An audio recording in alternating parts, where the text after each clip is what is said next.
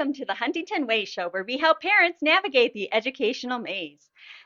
I'm your host, Yvonne Strachan, author and founder of InspirationalHomeschooling.com. I'm speaking with Elizabeth Ross. She has a master's degree in counseling. She's a licensed marriage and family therapist and a licensed professional counselor, and we are discussing children's mental health. She was on another episode, and so we're going to continue our discussion about professional counseling and just being able to help your children. Before we get started, I want to thank our sponsors, Inspirational Homeschooling and the Huntington Learning Center, for bringing this show to you. You're listening on Power Talk 1040 AM, 98.5 FM, and 95.7 FM. Please like and subscribe to Power Talk 1040 on YouTube. Welcome to the show, Elizabeth. Thank you. It's great to have you here. So, we talked about mental health and what's impacting mental health in the last episode, but I want to focus a little bit more on how we can help a child. So when should a parent seek professional counseling for their child? I think you have to go back to one of the previous questions that we had talked about in when you are noticing significant behavior changes and you try to invite conversation. So I think depending on what the results of that conversation are, if you find out that there's been something really significant that has happened in your child's life that needs maybe some professional care, that would be a time to do that. If you've tried multiple ways of your own to kind of break through and you're not being able to do that, that might be another time that you would seek counseling. I think sometimes children are picking up on the anxiety or depression, perhaps, of their parents, and that might be another way they're being impacted, and that might really be more the parent that needs to seek help. Mm, yeah, that's a really good point there. So why is it so important to recognize these issues and help these children heal when they're young, when they're in your home? I love helping young children. Mm, And part of the reason for that is that they don't have to carry the baggage for a lifetime and then at some point realize that it's impacting their lives and it's impacting their relationships.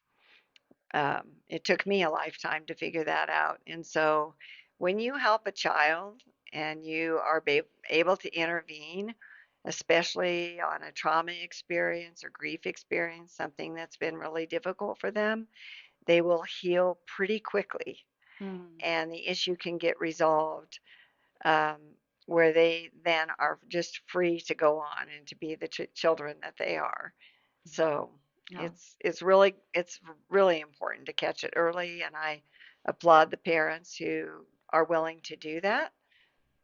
Yeah, I mean and that's great because just knowing that a child can heal and it's not going to affect them throughout their whole entire life is just, it's a breath of fresh air to know that, and especially in my experience with having trauma when I was a child, and then how it's impacted me as an adult and having to go through things, but then still being able to get healing has been absolutely amazing. But to know that your child doesn't have to do that is,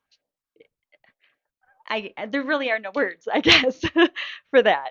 Um, so sometimes people feel shame for having to admit that they themselves need help or that their child needs professional counseling. So, what advice do you have for anyone feeling that way?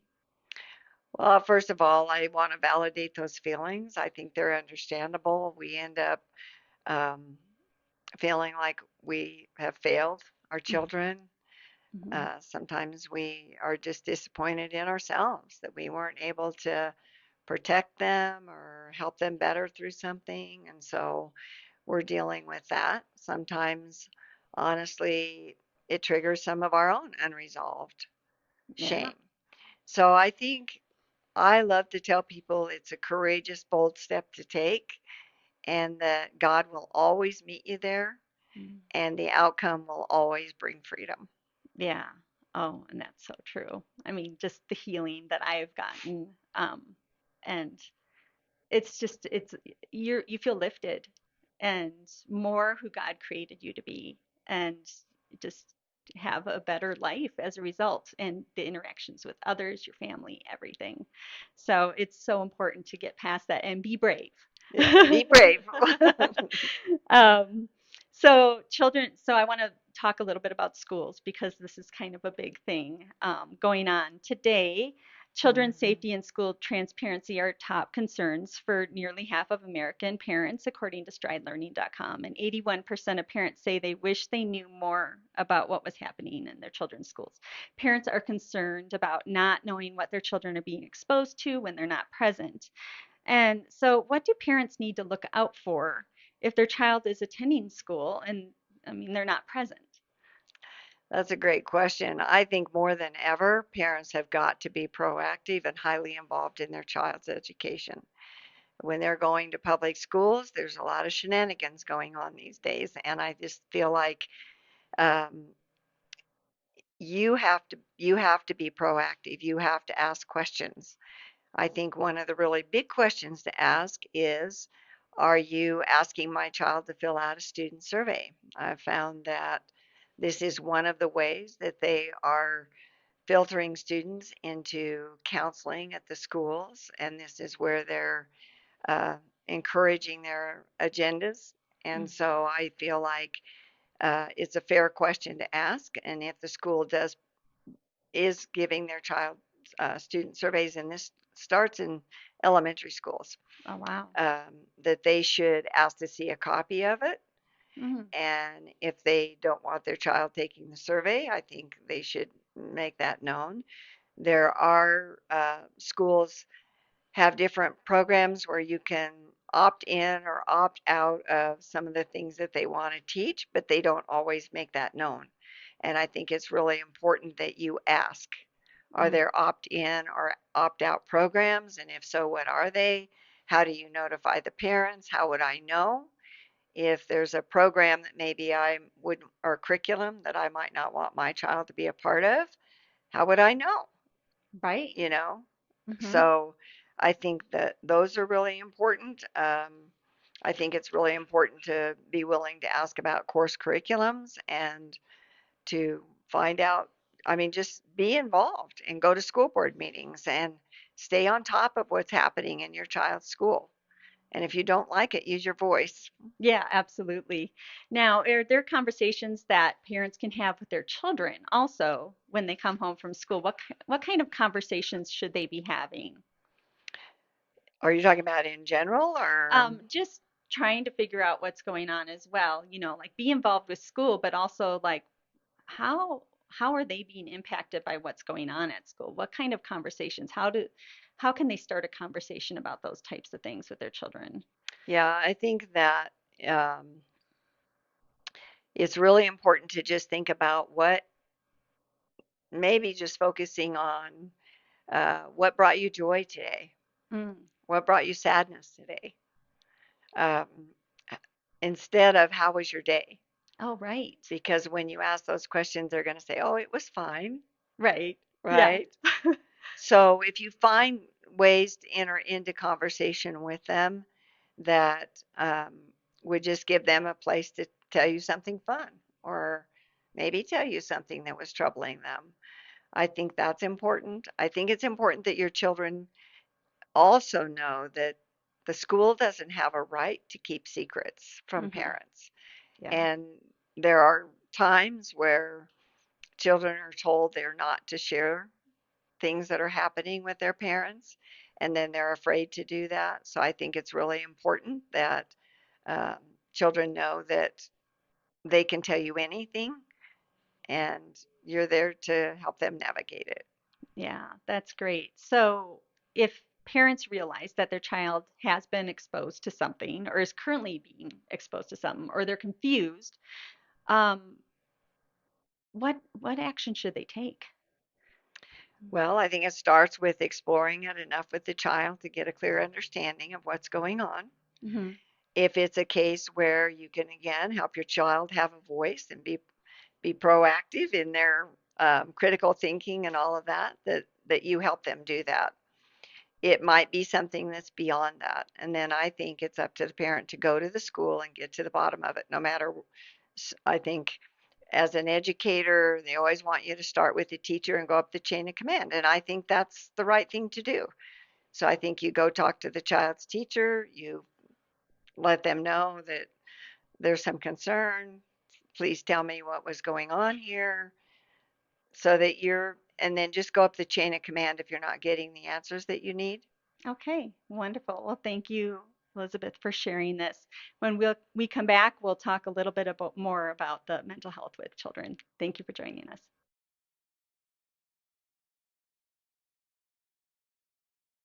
Welcome back to the Huntington Way Show. You're listening on Power Talk 1040 AM, 98.5 FM, and 95.7 FM.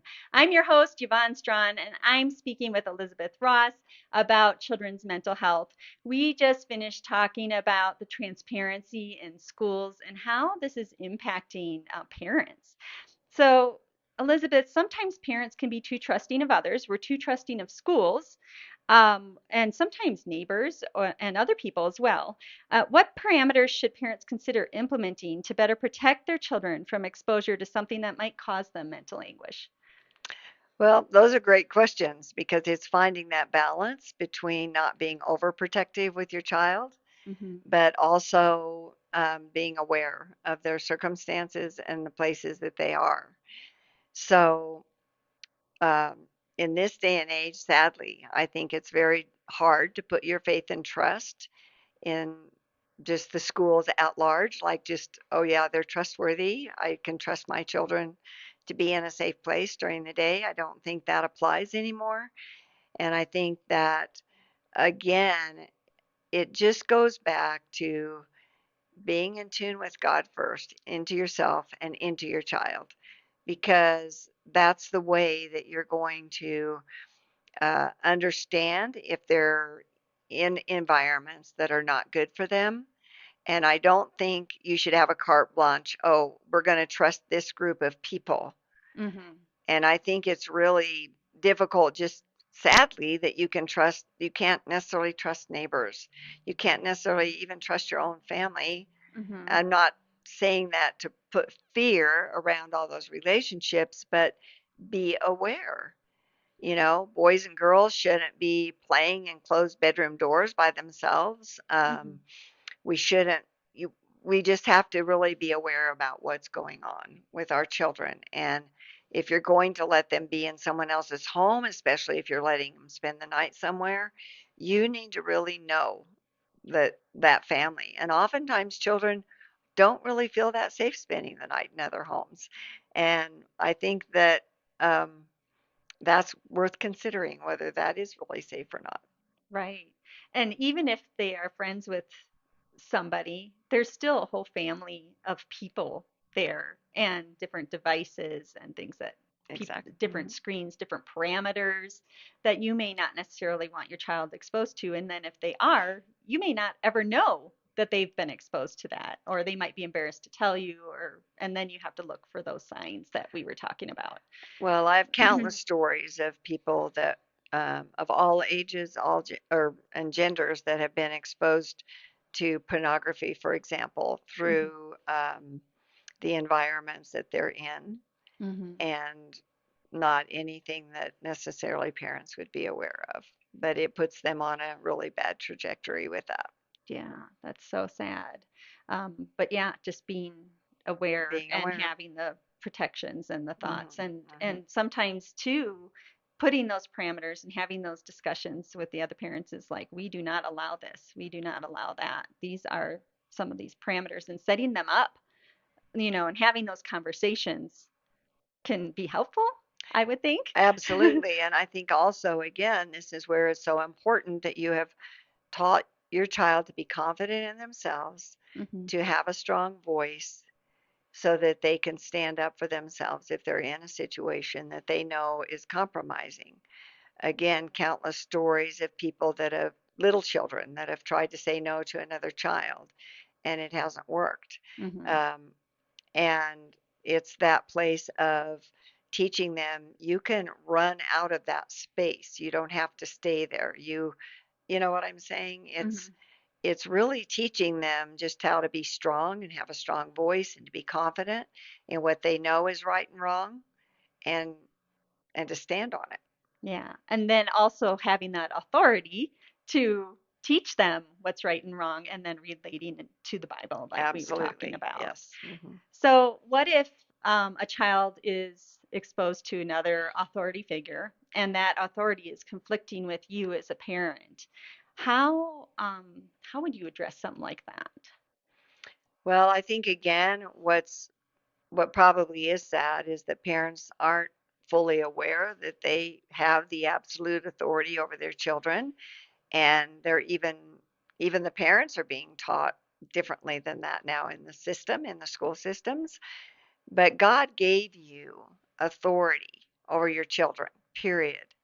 You you're going to be accountable to him in the end. Mm-hmm. And it's important to teach your children that you are the ultimate authority in their lives, that you, if they get conflicting messages from someone else who's an authority figure, it may be at school, but it might be in church as well. Mm, And I think we kind of forget that piece sometimes. yeah. And I think that the door should be open. That's why it's so important that you provide a safe environment, a secure place for your children to come talk to you about whatever they might be experiencing. So they can come and say, "Hey, my teacher was telling me this, and he or she said don't say anything to your mom and dad about this." Then you always want to know if there's another authority figure that is telling you something that does not align with your family values, with what your family stands for. Mm-hmm. You, the parents need to establish that that is that is what's most important, is that they have that safe place to come say, "Hey, this is confusing." Mm-hmm. And so you made this point about somebody saying, an authority figure saying, don't tell your parents about this. I mean, to me, that should be addressed with the child because if somebody says that, that usually they're doing something wrong. They don't want the parents to know. Mhm. And I think we've kind of gotten into that trust or something gets flipped there where that shouldn't be happening, where the parents can't help their children unless they know what's going on. So that Well, is direct reverse to what should be happening. exactly. And I think that's where it just has to be a strong message to your child that whenever that happens, like that's a huge red flag. And that's, if there's ever a time you need to tell me what's going on, it's then when somebody's telling you not to, Hmm. because that means that it's definitely not aligned with how we feel as a family. Mm. Yeah, that's a very good point. So I want to switch just a little bit, and we are talking about how culture really um, focuses on making people happy. You know, well, commercials do it, everything does it. Well, this will make you happy. This will fulfill you, and really nothing but God fulfills us. Um, but even to the point where it's detrimental, we'll give that candy to that child, but or whatever it is, or um, even if it's detrimental, as long as it makes them happy or appeases them, because happiness is first and foremost what we want to achieve.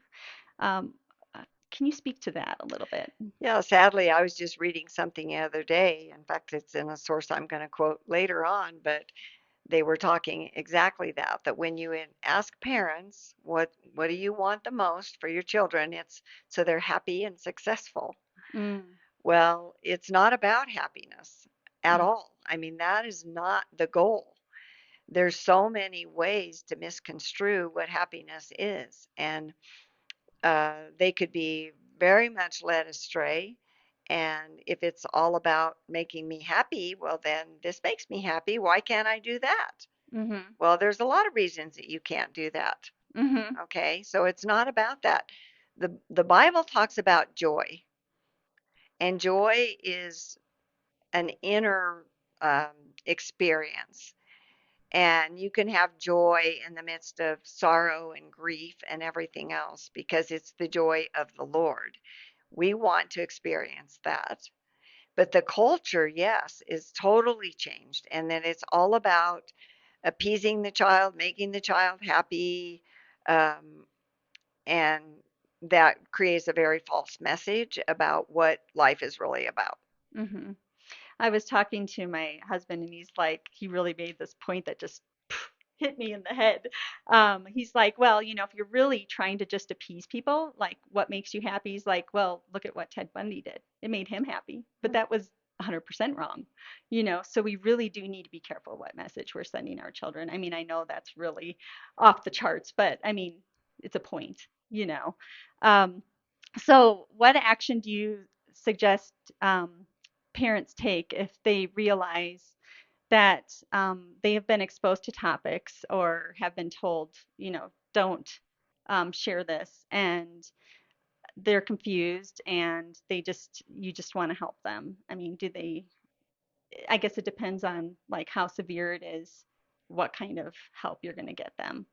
Exactly. I mean, some of those things, again, if you have a good, open, honest relationship and a safe environment for your children to talk, you're going to be able to talk through, help them to think about that and to understand it, to again align it with your own family values. I think that sometimes I'm aware of some situations where the child didn't tell, and ultimately there were some very serious repercussions on that child and family's life.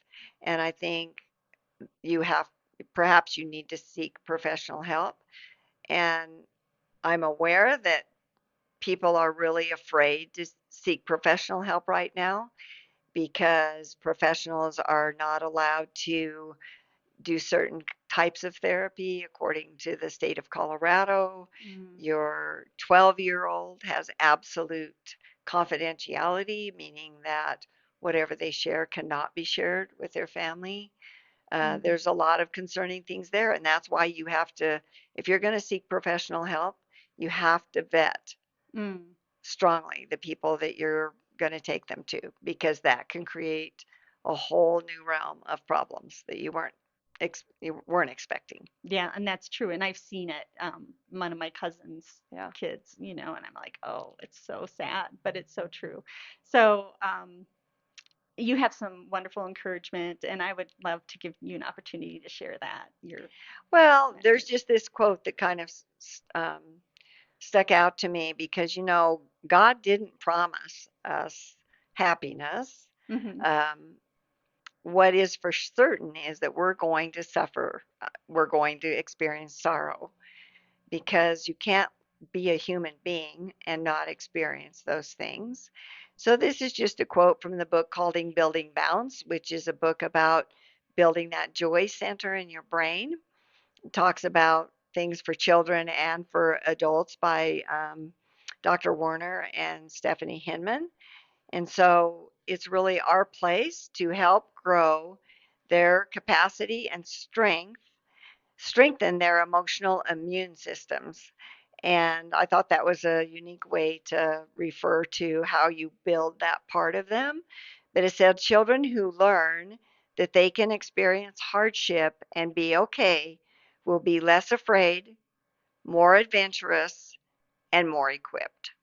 Wow, that is really powerful. And that is why we need to let them experience Yeah. hardships. Yes. So they become stronger Yes, and more able to deal with all of the things that are absolutely. going on around them. So, do you have any encouragement to those who are seeking to heal from past tribulations, parents that have? Well, I think one of the big things for me is that God designed us well. He designed us perfectly. He has a plan for each one of us from conception. And so when we get wounded, that gets hijacked as well. And so what's important is to think about um, healing will bring you back to God's design. And by coming back to his design, you are certainly more able to live out the plans that he had for you from the beginning. And that's why we're all here, right? Yeah. Oh, that's absolutely beautiful. Thank you so much, Elizabeth. Can you share how people can find you and also a resource? I know you talked about maybe looking at Focus on the Family because you were talking about how important it is to vet the counselors.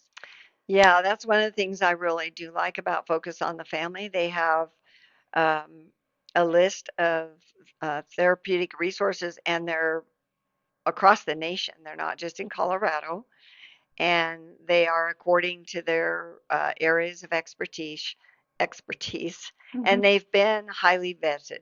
Mm-hmm. So you know that you're at least going to be contacting someone if you're a believer that is aligned with those beliefs and is going to operate out of those principles. Um, our counseling center, if you will, is unifycounseling.com, but it's spelled in an unusual way. So it's YOUNIFY counseling.com. There are two other Splankna practitioners who office there, and uh, there's many great people in Colorado Springs. Again, it's just so important that you vet them. Mm-hmm. Referral is probably that's how I get all of the contacts that I have, and I think it's one of the best ways is talk to people who have used mental health services and find out who they've experienced that has provided good care for their family. Yeah. Well, Elizabeth, thank you so much for sharing all that you shared. I know it's going to be so helpful to our viewers. And thank you for all the healing that you've done in so many lives, mine included. I really appreciate that. Um, so, this show is brought to you by our sponsors, the Huntington Learning Center and Inspirational Homeschooling. This is Yvonne Strachan, today's host on the Huntington Way Show, where we help you and support you in educating your kids. Thank you for joining us.